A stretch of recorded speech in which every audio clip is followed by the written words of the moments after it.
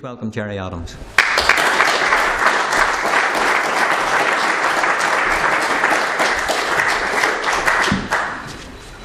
Well, Dave, go míle mágad, Declan agus Tommy, Hansasta by Libsha, agus Shansa Horch, Declan Dumsa, a Canch and Shaw, a Newfway and Lower, Han, Simul agus Han, Tabak Shaw, Ardmheara, fi Declan Canchway and Chuck Ogutsa. But that much queer break that's mar falsha accord to rowing. Agus and Van Ussel, Maris Augustin and Ambassador Foster. These islands, the island of Ireland and the island of Britain, have had a long, entangled, conflicted and tragic relationship. And because of our short centuries of occupation, of division, of conflict, of open war, nationalist and unionist and indeed many Irish people historically have defined themselves and our cultures and our aspirations in terms of our relationship with Britain. And because of our experience of colonisation and oppression, nationalists have largely rejected Britishness in its entirety, while unionists have embraced every British symbol and gesture. And consequently, many unionists distrust the entire nationalist population, and they fear that if our respective roles were reversed, we would imitate and repeat their excesses. In Belfast parlance, that the boot would be on the other foot. And there is a huge onus on Irish Republicans to address this. There's no point us talking about the fears that unionists have unless we, in a proactive way, listen to them articulate these concerns, and to do that in a genuine and meaningful way, and as Reverend Morris said, then to act on that, to go beyond the conversation, to make the conversation an action. Now, most people in England consider anyone who comes from this island as a Paddy or a Patricia. And the same is true of the USA and Canada and elsewhere, but it does come as a shock to many unionists when they travel to England. And of course England itself has changed in recent decades, and in cities like London and Birmingham there's now a cosmopolitan mix. And many citizens of these cities particularly would have little in common with what unionists describe as British culture, insofar as that is represented by blood and thunder, loyalist marching bands, and demands to walk through communities in which they are not welcome. But at the same time as this story and this narrative of colonisation and conflict, there has been a parallel process of many positive and shared experiences. Irish people have settled in Britain for generations. Irish artists have contributed enormously to English literature, to music and the arts. On the sports field, our people enjoy a robust and healthy rivalry. And in more recent years, Irish personalities have become popular and prominent in the British entertainment industry. So the relationships between Ireland and Britain, as well as those in the island of Ireland and between the people of Ireland itself, are currently in transition. Agus tá na cairú atá an era agus Broadening agus na cairú phobal in an fásta tá sé ag athrú. The peace process, the Good Friday Agreement, all the subsequent agreements have provided the basis for building an entirely new relationship based on partnership, based on equality and based on mutual respect. And all of us, Irish and British governments, as well as Irish Republicans and nationalists and unionists, must pay and must play a full role in developing this process. But let us remember, it is a process. There will be ups and downs, but the direction is clear. Sinn Féin is committed to this process, to working with political representatives of unionism to fully implement the Good Friday Agreement. And these conversations, as outlined in this little book, I want to commend Declan for his leadership and his work in creating these initiatives, but it just opens up the pages of what is possible if people listen and talk to one another. During her historic visit here in 2011, Queen Elizabeth made clear her desire to be part of a process of reconciliation and healing. In the subsequent meeting between Martin McGuinness and Queen Elizabeth in Belfast and the state visit by President Michael D. Higgins to Britain were widely acknowledged, quite rightly, as groundbreaking. Last May, Senator Trevor O'Claherty, Martin McGuinness and I met with Prince Charles in Sligo. And I have to commend Ambassador Chilcott. I went to him privately. I said to him, I think we should try to arrange for me to meet with Prince Charles. He immediately saw the importance of that. And I don't know what machinations or negotiations went on between then and us actually meeting. But he had the imagination and the wit and the wisdom to realise that this was an important initiative. We met in Mialtana, agus bhí Cora Edron, bhí Cora Cardowell, agus Suavnach on idir Misha, Far Féin, Martin agus Trevor. The conversation we had was cordial, it was relaxed, it was positive, despite the fact that we dealt with difficult issues.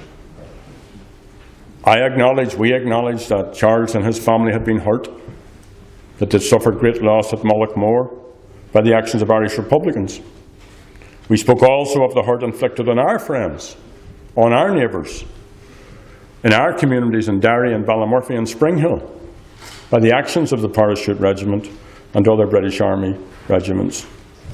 He shared, and it was revealing for me, his own memories of the 1960s and of the conflict beginning.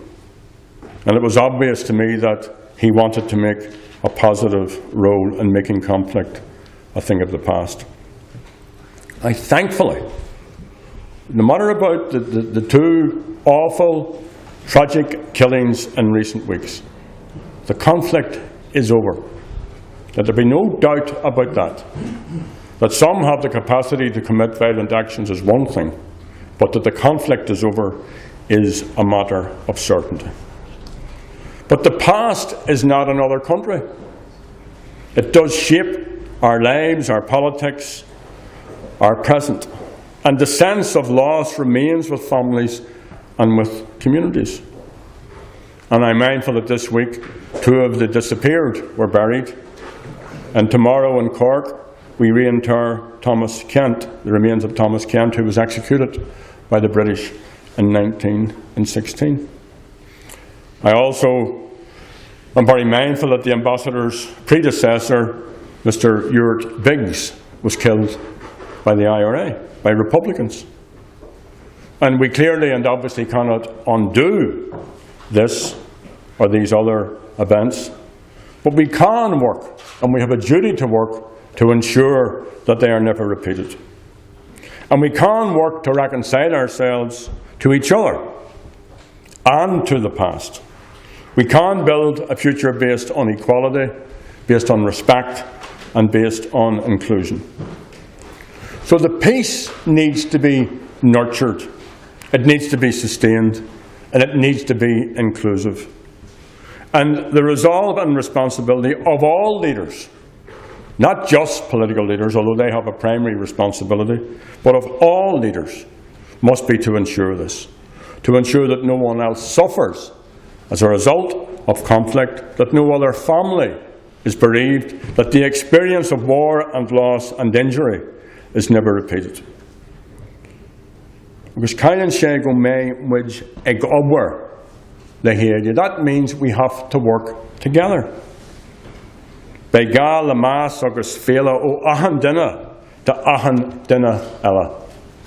Every person has to be able to show respect and tolerance to every other person.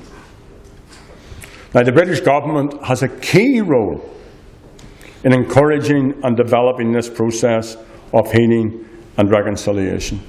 and it must act on this. Mr. Cameron's government is not doing this and has not done this. Victims and survivors of the conflict who are still seeking justice and truth must be given the strongest possible support and assistance. And whether they were bereaved by the IRA, by British state agencies, or through collusion with unions, paramilitaries, or by paramilitaries, the victims and their families and communities deserve justice. And that's an essential ingredient in the reconciliation process. I know only too well, from speaking directly to families of victims of the conflict, including victims of the IRA, that the past is part of their presence. I also know from talking and listening to these families that closure and healing is possible. I spoke recently to a family who had a brother killed, it's believed accidentally, in an IRA mine. And this happened in the mid-1970s. And they came 30, almost 40 years later, and they explained to me the effect this had on them growing up, the effect it had on their parents. They also had a sister who was seriously ill at this time and who actually died as a result of her illness. They also explained to her on at least one occasion, and perhaps two occasions, their home was taken over by the IRA, and that a British soldier was shot by a sniper who used one of their bedrooms. And I listened, and we were together for maybe an hour or an hour and a quarter, and we agreed to meet again, and we have met again. But the next time we met, they told me, because I met them in County Louth, that they drove in silence from the meeting until they stopped at Brucefield. And when they stopped at Brucefield, they had a great sense of liberation, almost joy, that they'd got someone to sit quietly and respectfully listen to their story. So closure is possible. That family are proponents, are supporters, are totally and absolutely behind the peace process. And for that reason, the measures that are involved in the Stormont House Agreement, which deals with the past, they must be implemented. And that will challenge Republicans. It will challenge the British government as well. But when we speak about reconciliation, it cannot be confined merely to a reconciliation between this state and the British state. What is required is a genuine process of reconciliation between the people of the island of Ireland and Britain, between North and South, and between the various traditions on the same. And this launch may be the most important of the launches you do, because it brings these issues, hopefully through the opinion makers here and the media who are here, into the parlance of people who live in this part of the island. And reconciliation must also go beyond the big houses. It must go beyond the palaces. It must be felt on the streets of Belfast and Derry and everywhere else. And forgiveness is also needed. I was arrested one time. I was arrested many times, but I was arrested one time and I was beaten stupid. At one point I was spread-eagled for hours and systematically beaten across the kidneys and the back and so on. And I actually collapsed and was unconscious on a number of occasions during that. And they actually at one point brought a doctor in, a military doctor, to check that I was fit enough to be beaten again. So I'm up at Stormont one day, and this little man came over to me, and we were in the lift. And he said to me, "I used to be a British soldier, and I battered you when you were arrested. And I'm sorry." And I said, Do you promise not to do it again? Now, I tell that story because that was good for me to be able to do that. If I had hung on to unforgiveness or hatred, that's bad for me. So forgiveness is necessary not just for the perpetrator, it's also necessary for those who have been on the end of the injustice. And he went away happy, and I went away thinking I was a great guy. So it works. I know it's difficult, but it works. And reflect on this. If Martin McGuinness and Sinn Féin had not taken our recent initiatives, this is a profoundly important point. The people of the North, despite the presence of the President, would not have felt part of these historic developments. They weren't factored in. The people who we represent, the other people from the Unionist section, would not have been part of it. So that would have meant that people would have felt in those communities alienated from this state, as well as from the British state in Ireland. So any future initiatives must try to involve those communities in the North who have borne the brunt of the conflict. And that means, and should include, the consistent and non-threatening presence of Irish government ministers in all communities in the North, working to break down misunderstandings, to assist regenerational work, and to build working relationships. Very taken by a little moment in the process, and Martin Mansfield will remember this, when there was a breakdown which really affected the representatives of the loyalist organisations. And things were very, very fraught. Who did they ask to meet with? They asked to meet with the Taoiseach, Bertie Ahern. They didn't ask to meet with the Secretary of State. They didn't ask to meet with the British government. They asked to meet with the Taoiseach. And that's another example of how some of these matters can be changed. So the government has to be in there, as I say, in a non-threatening way. It also has to deliver on enterprises of mutual benefit. The Norra Water Bridge, the A5 motorway, all the issues of cross-border cooperation which can help to make people's lives better. And peace and reconciliation has to be a tangible presence in communities which have borne the brunt of the conflict. Process is a work in progress. There are, as a number of speakers have noted, serious and significant challenges facing the political institutions. But no one has been well served by the current machinations at Stormont. Let's remind ourselves of the pledge of office taken by ministers in the executive. That commits them to discharging their duties in good faith and to serve all the people equally, and to act in accordance with general obligations on government to promote equality and prevent discrimination.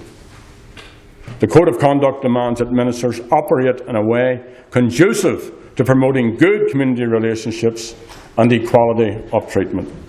Now, how are these commitments honoured by resigning or standing aside from ministerial office one week, only to be reinstated the next week, and then to resign again, only to be reinstated, and then to explain that as creating the space for talks to happen, and then to absent themselves from those talks? So, we have tried to come at this in a very measured way, and I very much welcome Peter Robinson's indication yesterday that he will join the talks on Monday. And he knows that there's an urgent need for real talks to commence and solutions to be found, and we in Sinn Féin are certainly up for that. Building peace, developing reconciliation is not just a matter for people in the North, although we should be very mindful of our obligations and duties.